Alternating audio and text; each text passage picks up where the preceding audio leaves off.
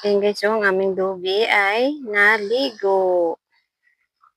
Nagbababad siya sa tubig dagat. Yan, kasi sobrang init ngayon. Sumama lang siya sa akit papunta dito sa baba.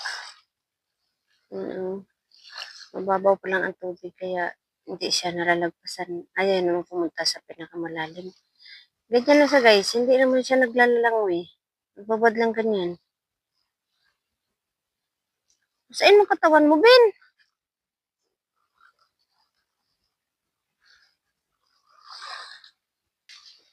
Ayan, umahon na siya.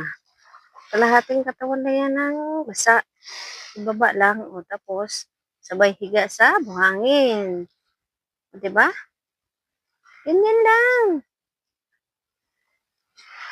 Ganyan lang sa doggy.